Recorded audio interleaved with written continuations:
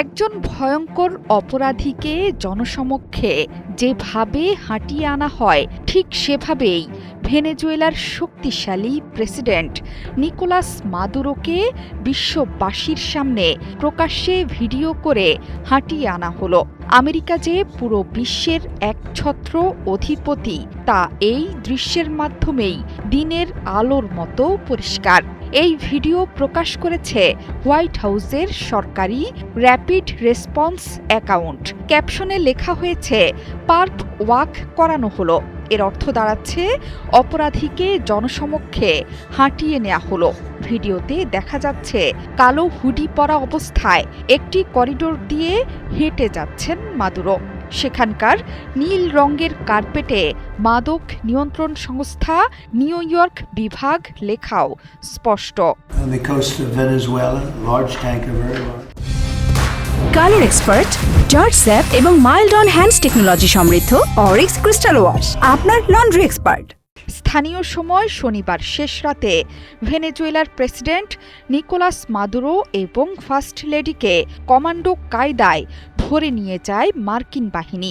British গণমাধ্যম BBC বলছে, কয়েক মাস ধরেই নিকোলাস মাদুরোর গতিবিধি পর্যবেক্ষণ করছিল মার্কিন গোয়েন্দারা। মাদুরোর প্রতিটি পদক্ষেপ, খাওয়া, কোথায় ঘুমান, কোন পোশাক পরেন, এমনকি পোষা প্রাণীর ওপরও নজরদারি চালানো হয়েছে। এরপর ডিসেম্বরে অপারেশন অ্যাবসোলিউট রেজলভের চূড়ান্ত পরিকল্পনা, নিরাপত্তা বলয়ে ঢাকা মাদুরোর বাড়ির প্রতিরূপ তৈরি করে অনুশীলন চালায় মার্কিন বাহিনী। 4 দিন আগেই চূড়ান্ত অনুমোদন আসে মার্কিন প্রেসিডেন্টের কাছ থেকে, কিন্তু তখন হামলায় মার্কিন বাহিনী উদ্যত হলেও সেটি ভুল ছিল। আবহাওয়ার কারণে অপেক্ষা করতে হয়েছিল। 4 দিন পর আকাশ, স্থল এবং সমুদ্রপথে ওয়াশিংটনের মাত্র 2 ঘন্টা 20 মিনিটের অভিযানে হতবাক বিশ্ব। ট্রাম্প নিজেই জানিয়েছেন, মাদুরোকে স্ত্রীসহ উড়িয়ে নিয়ে যাওয়া হয়েছে।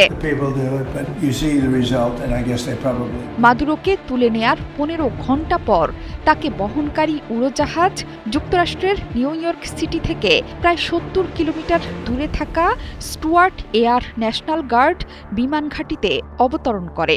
এরপর মাদুরোকে হেলিকপ্টারে করে ম্যানহ্যাটনের ওয়েস্ট সাইড হেলিপোর্টে নেওয়া হয়। সেখান থেকে তাকে মার্কিন মাদক নিয়ন্ত্রণ সংস্থার সদর দপ্তরে নিয়ে শেষ হয় প্রাথমিক আইনি প্রক্রিয়া। আন্তর্জাতিক গণমাধ্যমগুলো বলছে, পরবর্তী গন্তব্য হতে যাচ্ছে ব্রুকলিনের বন্দি শিবির। নিউ ইয়র্কের এই কুখ্যাত কারাগারে রাখা হয়ে থাকে গুরুত্বপূর্ণ বন্দীদের। এর আগেও সেখানে ছিলেন পপ তারকা আর কেলি যৌন নিপীড়ক জেফরি অ্যাপস্টেইনের সহযোগী গিলেন ম্যাক্সওয়েল। সম্প্রতি সেখানে রাখা হয়েছে র্যাপার শন ডিডি কম্বসকে। ভেনেজুয়েলায় শনিবারের অভিযানে অন্তত 40 জন সামরিক এবং বেসামরিক মানুষের প্রাণহানি হয়েছে। এই রাতে কারাকাসে দফায় দফায় বিস্ফোরণের ঘটনা ঘটে। গভীর রাতে মাদুরোর বাড়িতে হামলে পড়ে মার্কিন বাহিনী।